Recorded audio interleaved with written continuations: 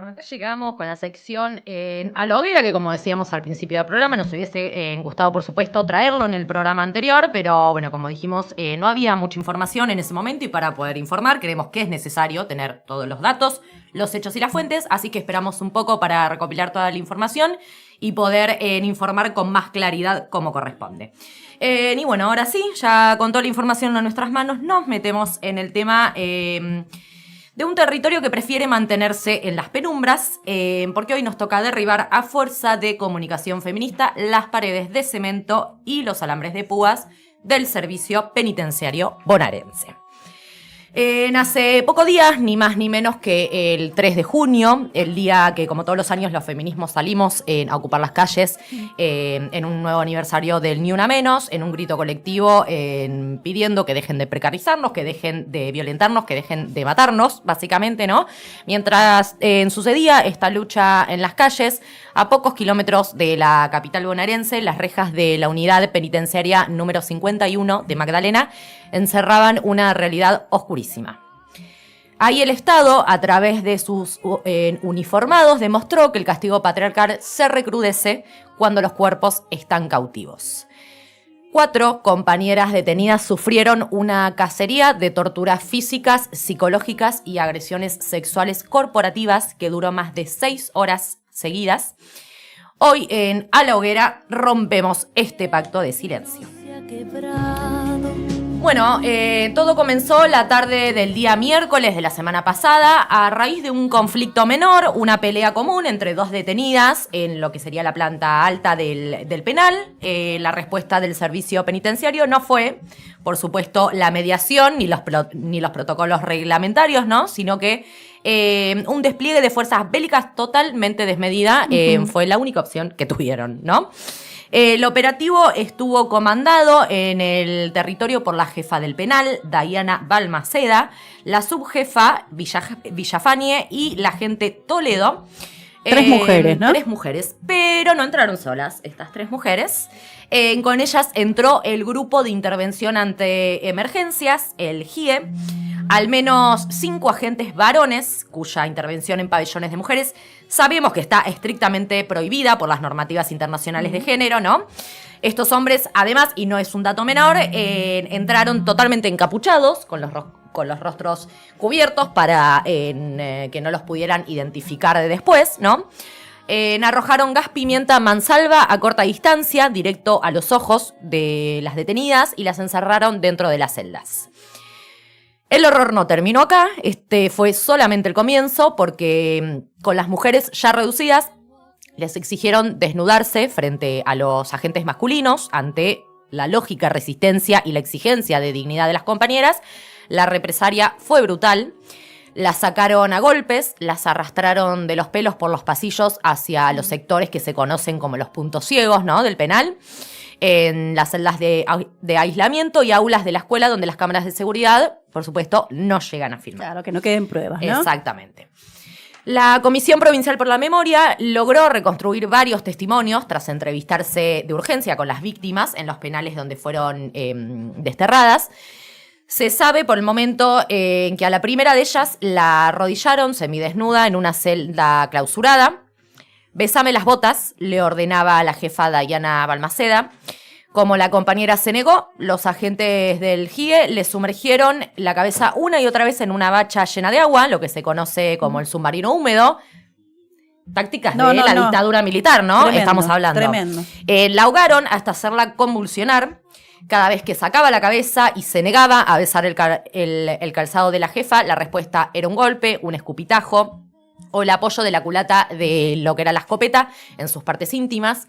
4 agentes la terminan violando dentro de esa celda. A la segunda víctima la llevaron al sector de escuela. La mecánica de la humillación fue similar a la primera, Balmaceda exigiendo que le besara las botas. La ahorcaron, le golpearon la cabeza contra el suelo, le arrancaron la ropa y abusaron sexualmente de ella ya en el piso. Cuando terminan con toda esta tortura, la dejan atada de manos y pies con precinto, totalmente inmovilizada, tirada sobre un colchón que los mismos guardias previamente habían bañado en gas pimienta como para que se siga asfixiando, claro, sí. una vez tirada en ese colchón, ¿no? Y la tercera y la cuarta víctima vivieron el mismo sadismo. A una la arrojaron sobre un colchón mojado, semidesnuda, donde permaneció 15 horas sin acceso a agua, por supuesto, sin acceso a comida, sin acceso a sanitarios.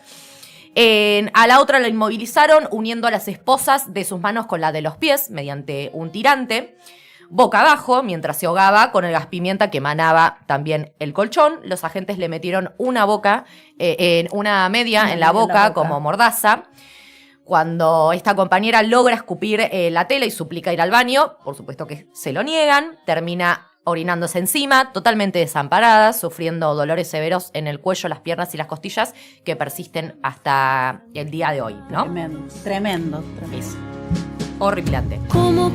Cuando hablamos de violencia institucional, no estamos hablando únicamente de un grupo de guardias violentos que, son tipos que se han descontrolado. No, claro que no. Estamos hablando de un sistema corporativo que se protege a sí mismo, y acá es cuando entra el rol macabro del personal de salud de la unidad 51 de Magdalena, porque esa misma noche del 3 de junio, una enfermera llamada Raquel Bocardo firma un acta oficial, un documento público, ¿no?, que debería resguardar la salud de las personas.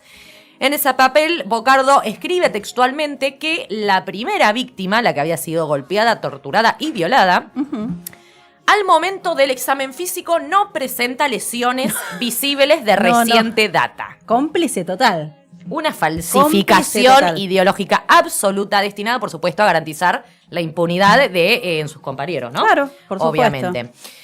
Pero el testimonio de la segunda compañera trasladada va todavía un poco más allá. Mientras ella estaba tirada en el piso de la escuela, rota, ultrajada y asfixiada, logra balbucear un pedido de ayuda a la enfermera de turno.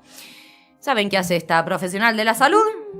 Se niega a revisarla, se le para al lado, la mira con desprecio y le dice: para que aprendas que estás en Magdalena. No, tremendo. Esa fue la respuesta de la enfermera, ¿no? Después del horror físico vino el intento de destrucción subjetiva. El manual penitenciario de la crueldad indica que hay que borrar las pruebas, supuesto, ¿no? Eso lo tienen re claro. Exactamente. Y quebrar por completo la identidad de las sobrevivientes. Por lo tanto, de madrugada, 3 de las víctimas fueron trasladadas de urgencia a otras cárceles, a Melchor Romero, a Lomas de Zamora y a Florencio Varela. Cuando llegan a sus nuevos destinos y le entregan las bolsas con sus pertenencias, descubren que toda la ropa que tenían había sido tajeada, destrozada y mezclada intencionalmente con basura. Como si no lo hubieran hecho ya de Exactamente. Todo. Le habían robado también los chips de los teléfonos celulares, ¿no? Bueno, eso para que no le digan al exterior lo que había sucedido, obviamente. Totalmente. Pero bueno, aunque los muros tienen grietas, las compañeras adentro de las cárceles tienen una dignidad que el servicio penitenciario no puede quebrantar. El viernes 5 de junio, cuando las noticias de lo que les había pasado a estas 4 mujeres empiezan a correr por los pasillos del penal de Magdalena, las detenidas que quedaron en el pabellón dijeron: hasta acá, basta. Se organizaron e iniciaron una propuesta pacífica para exigir explicaciones, atención médica y seguridad. ¿Cuál fue la respuesta del servicio penitenciario bonaerense? Claro que sí. Una persona, por favor. No. En esto no te puedo dar la derecha, porque claro que sí, hubo una nueva represión brutal dentro del pabellón, cuando los equipos de monitoreo de la Comisión Provincial por la Memoria logran ingresar al penal tras todas estas alertas. Se encuentran con un escenario de guerra, una compañera con una herida en el ojo producto de los impactos, 2 mujeres convulsionando en el suelo y más de 20 detenidas en un estado de conmoción absoluta. El caso llegó a los escritorios judiciales y es acá donde la indignación se transforma en urgencia política. El fiscal Álvaro Garganta, a cargo de la Fiscalía 11 de nuestra ciudad de La Plata, tomó las denuncias de la Comisión Provincial por la Memoria. La Auditoría de Asuntos Internos reaccionó apartando de sus cargos a la jefa Diana Balmaceda y a las funcionarias identificadas e intervino la unidad. Vamos a ver si después no aparecen en algún otro lado cumpliendo su servicio, ¿no? Totalmente. El juez de ejecución, José Villafañe, fue al lugar y escuchó a las presas. Todo parecía bastante encaminado en una investigación penal bastante seria.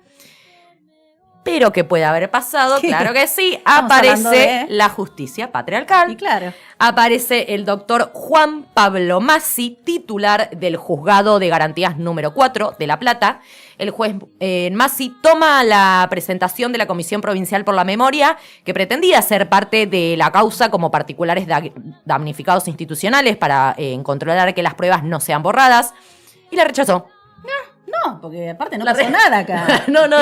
Acá no ha pasado nada. Dijo que la presentación del organismo de derechos humanos era prematura. Pero claro. Que era prematura. Y habían llevado absolutamente todas estas pruebas. Exactamente. Prematura.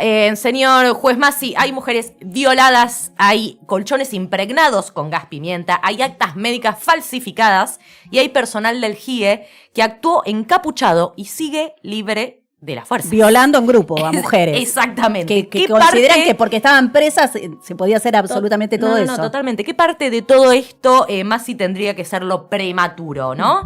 Su resolución viola de forma directa la Ley Nacional 26.827, que establece que la Comisión Provincial por la Memoria es el mecanismo local de prevención de la tortura y tiene el derecho y la obligación de litigar en estas causas. Por suerte, la comisión ya apeló bozal judicial ante la Cámara de Garantías de La Plata. De La Plata. Por esto, a todos quienes nos escuchan y nos acompañan, queremos que sepan que este hecho no es un caso aislado. Ocurre en un contexto nacional de profundo retroceso en lo que es materia de derechos humanos, ¿no? Y de prevención de la tortura en cárceles y comisarías.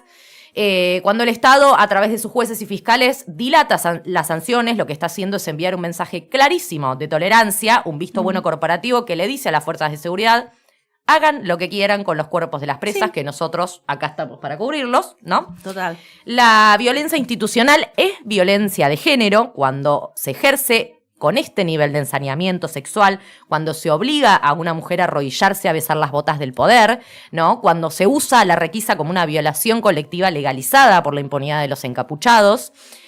Las vidas de las mujeres privadas de la libertad también importan. El ni una menos no se termina en la puerta de los penales, tiene que atravesar todos los muros.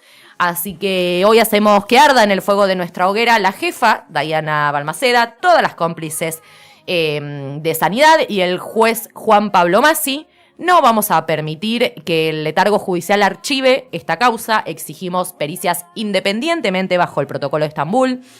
Exigimos la aplicación del protocolo de la UFEM para casos de violencia sexual y exigimos la prisión preventiva efectiva para cada uno de los responsables de estas 6 horas de terror. Si las pibas están encerradas, nuestra voz tiene que ser más libre y más fuerte que nunca. Justicia por las compañeras de Magdalena, ni una menos en las calles, ni una menos en las cárceles.